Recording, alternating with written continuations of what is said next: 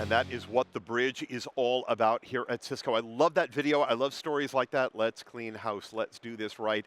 Fantastic conversation there with Adele a moment or two ago. And we're going to roll into another terrific conversation. Alpa is over across on the other side of the studio. And lucky Alpa, she's got Cynthia Koetsier here, our GM of Benelux. So I'm going to send it over to you, Alpa. Steve, I'm so happy. I'm meeting some amazing people and talking about amazing people. Cynthia, it's lovely to have you with us. Thank you so much. You are our general manager of the Benelux region for Yes. Cisco. So how are you? How's things going for you today? Yeah, it's great. Started already actually yesterday. Super excited. The customers and partners are really happy to be here, and I'm actually happy they're here too. So Yeah. it's been great morning already. I mean, you can just see the smiling faces and the energy, right? You can feel it right here as we're sat here. For sure. So Cynthia, tell me, what does it mean to you to be able to host Cisco Live in Amsterdam in your region this year? Yeah, it's huge for us. It is the third year running, and we have just a tremendous ability when we're able to, and we're proud to be able to host it here. We have 1,300 of the 18,000 people here, which is just tremendous. Amazing. Customers and partners. We're able to really leverage that ability. Having all those people here, we make sure we get use out of it. We have 222 meetings of Meet the Experts or Whisper sessions set up. We have 17 or 18 of the executive symposium slots. There's about 70 in total. I don't know, for those of you who don't know, the executive symposium is where we meet the connection between CIOs, CTOs, CISOs, and our C-suite. So they get presentations from G2, Tom, Liz, and we really get that opportunity to build some relevance and keep driving that relationship. That's brilliant. It's really nice. We take full advantage of making sure that we can talk to all the business units, really spread the love around what Cisco can mean for our business units here in the region. There's really a two-way conversation driving BU commitment to our customers, but also for the BUs to really understand what it is that our local regional customers need. And lastly, it's a huge opportunity for us to showcase the projects that we're doing here in the region. We have a number of customers providing information around use cases, around cyber, sustainability, what the network means for critical national infrastructure. We have our own CDA booth, which is new to Cisco Live Amsterdam, CDA being our country digitalization acceleration. And that's where we get partners and customers to show the innovations that we've done here and to really show the business value that we've created together. And then lastly, we get to really showcase our talent.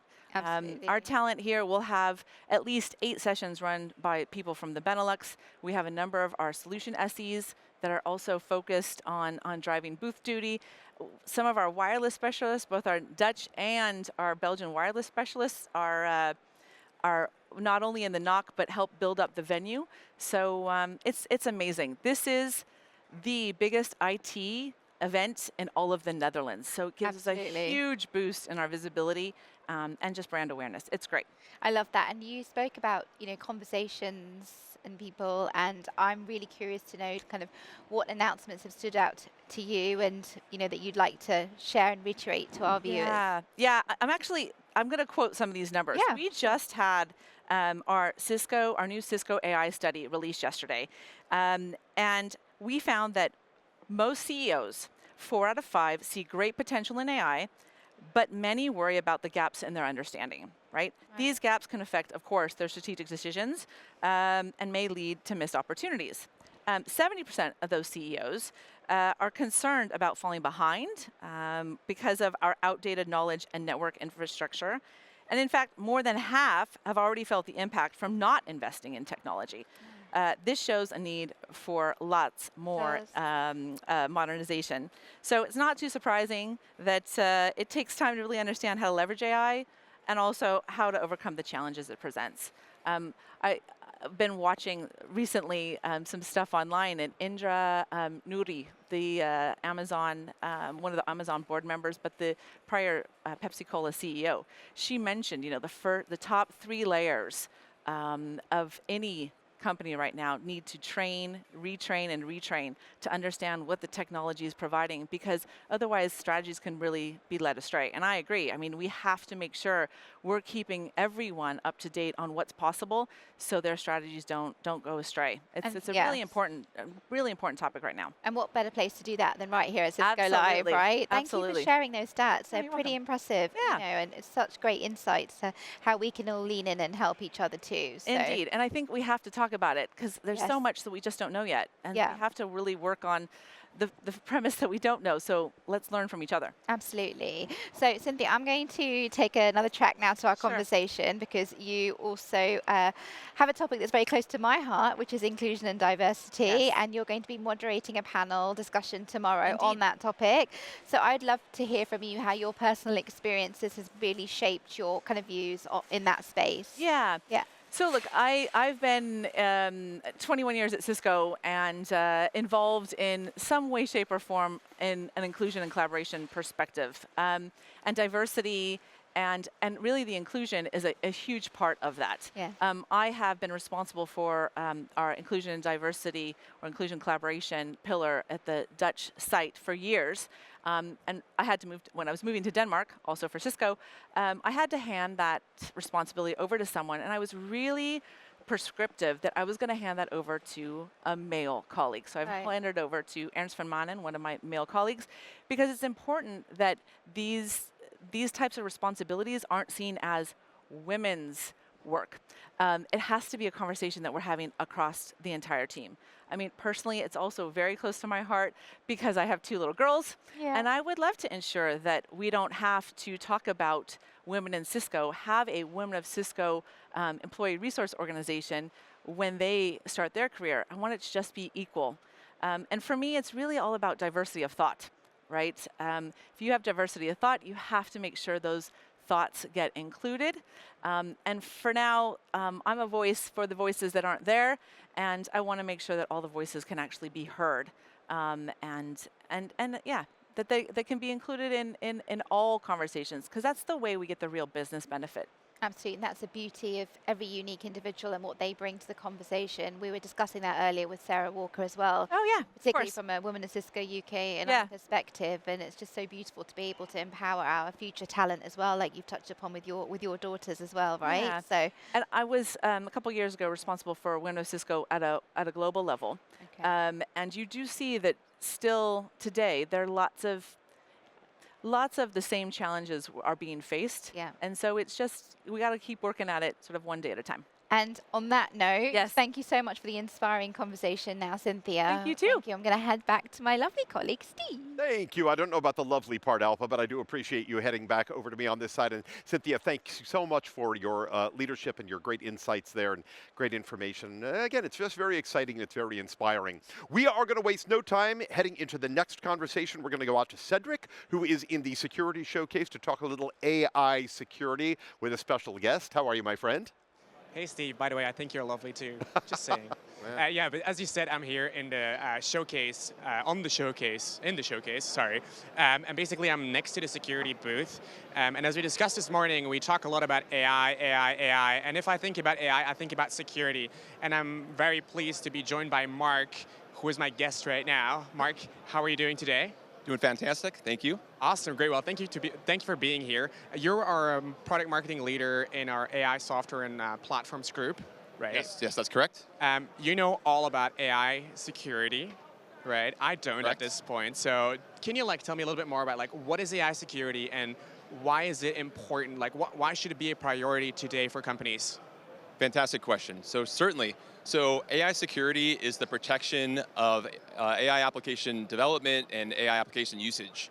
And because Gen AI apps and Gen AI models specifically are non-deterministic, they're going to have different outcomes with similar type inputs. And so you really have to think about securing these models, these applications, in a way that's very, very different from traditional cybersecurity solutions today.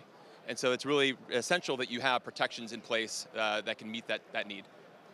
So, this morning when I was sitting in the studio, I was talking about Cisco AI Defense, right? That was launched only a couple of weeks ago. Can you tell us a little bit more about what is Cisco AI Defense and why is it so important right now? Yes, fantastic question. So Cisco AI Defense is a very new product for Cisco. I'm really excited to share more about it. So Cisco AI Defense helps you protect the usage of third-party AI-enabled applications, as well as the applications that you're developing and deploying internally in your enterprise. So you can be developing AI apps for internal users or for external customers and users. And those development and deployment of applications, they're going to carry certain risks as well, again, as that third-party usage of other AI tools. So you said risks, right? I think we always think about the bright side of AI. There are some kind of concerning things about it as well sometimes. What are the concerning things that you hear about today? Like kind of what are the risks associated with AI? Like what are the concerns around it? Yeah, wonderful question. So there are kind of several different types of safety and security risks in broad camps. So safety risks I'd really characterize as the ability for models to respond with undesired outputs that the developers didn't really intend. So that can be a host of different things. That can be hallucinations, right? It can be toxic outputs. It can be those types of issues which are very real and can look really bad and have real business consequences for companies. And then there's also the more traditional cybersecurity risks. So there's malicious intent behind that. And so that really means you have to look out for things like prompt injection, data extraction, all these various types of risks that, again, as companies add more and more connected data sources, or they retrain models or do fine tuning on models, and then they use applications powered by those models, you're going to have attackers following value and really spending more and more time trying to extract information from those applications. And that's something we've seen in the rise in terms of the number of attacks and the sophistication of attacks on AI systems. So Mark, when I think I use AI a lot, right, in terms of like, I'm a proud subscriber of ChatGPT, using that in the workplace can have a few concerning factors as well, right? Like kind of putting in company information, like trade secrets potentially. Like, can you tell us a little bit more about like what the risks are associated with that? Because I'm sure that like many people use these tools but are maybe not aware of what like kind of impact it can have on a business. Oh, exactly. And I think to that point exactly, a lot of organizations think about employees using AI-enabled applications for productivity, and that's wonderful, but there are legitimate concerns about how do you actually make sure that your employees aren't uploading a lot of sensitive information to these applications, right? So data loss prevention is one of those key risks that you want to mitigate. But also you got to think about these AI models that are behind some of these third-party AI applications are also returning AI-generated responses. And sometimes there can be a lot of risk in that. It can be, again, some kind of toxic output. It can be maybe an indirect prompt injection attack that was put into that model and application from a malicious actor outside of the organization, but you have an employee who's now interacting with this model and it's part of the response and comes through. So really, companies need to be thinking about this from a security perspective. They need to be able to enable their employees to take advantage of all the great benefits of AI, but in a way that they're able to help control access and make sure they're looking for those risks, both on the prompts and the responses. Awesome. I think, we had the Cisco AI Summit as well, like just a few weeks back in Palo Alto, where like a lot of Fortune 100 leaders came and learned about AI, and Cisco is really being a pioneer on that. I'm interested to know what kind of research we've done lately within Cisco that's kind of really groundbreaking. Can you give us a few examples about that? Yes, certainly, fantastic question. So Cisco AI Security Research Team is doing some fantastic, incredible things, really pushing the boundary. We've been doing this for quite a while, and really, if you're going to be providing innovative solutions for defense for AI systems, you really got to be pushing the boundaries to understand what's possible and what some new attack vectors might be, what the risks are, and then incorporating some of that into your products so you can make sure to protect against it. Very, very recently, the announcement of some of these DeepSeek reasoning models kind of rocked the world with claims about how little investment it took to train these models and release these models. One thing that we did in the week following is we actually applied a very new adversarial reasoning technique that we developed that's algorithmic to a bunch of these reasoning models and other leading frontier models. And we were actually able to jailbreak DeepSeek 100% of the times that we tried. So 100% attack success rate. and also had very high attack success rate for a lot of the other models as well. What does that mean? Really, you need to go in with eyes wide open. So you really need to be thinking about whatever model that you're choosing to power some of these applications, that you do rigorous testing, that you understand that you need to have protections in place if you're going to use these as part of your AI applications. Okay, Mark, that's really interesting because there's so many people that use AI in terms of you have companies, you have the individual in the company and so on. I want to shift a little bit. As I said, I use AI a lot. What are you most excited about for AI at Cisco? Great question. I mean, there's so many things to be excited about with AI at Cisco. I think how it's really making its way into every single Cisco product and empowering people to really have better detections, to be able to use natural language to ask questions, to do a host of things that's going to make them kind of more productive and higher detection rates on things, and also protect their AI systems. So a lot of really exciting things ahead with AI here at Cisco. Awesome, great, Mark. Thank you so much for joining me. As you can hear, everyone, AI security is so important. We are so fast-paced in this environment. Cisco is trying to be a pioneer, but we are not forgetting about that security element. Thank you so much, Mark, again. My pleasure. Absolutely. We'll give it back to you, Steve, in the studio. I appreciate it. Thank you so much to Mark. Thanks to you, Cedric, as well. We're going to continue the AI conversation. We're about 4.5 minutes from our next center stage talk. Before we get there, we are celebrating 40 years of innovation here at Cisco, helping our customers to learn to work faster, to work safer, to work so much smarter, to become part of the movement that is going to go beyond what's possible. That's exactly what this year's theme of Go Beyond is actually all about. How do we revolutionize the ways that infrastructure and data can connect and protect organizations just like yours in this AI era? We are integrating the networking, the compute, the security that you need to power your AI-ready data center. We're going to meet you wherever you happen to be on your data center journey. Only Cisco combines this power of the network with unified security, assurance, observability, all working together for you to deliver unparalleled digital resilience. Let's learn a little bit more about the 40th anniversary right now.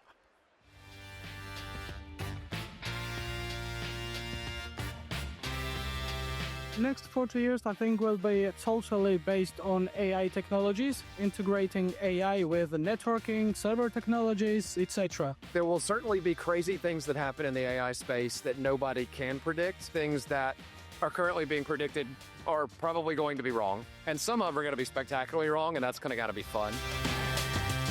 40 years of innovation at Cisco in the next years will bring even more technology that we are not even able to see today. I think it will be a lot more acquisitions. It will be a lot more development that will probably not only be driven by Cisco itself, but also by its partners. Partnership will be incredibly important for Cisco. It will become a very bright future.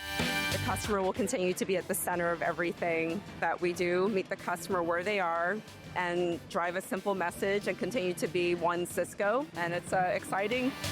Quantum physics will be part of our business in about 10 years or so. We will see more quantum computing with limitless possibilities, I guess.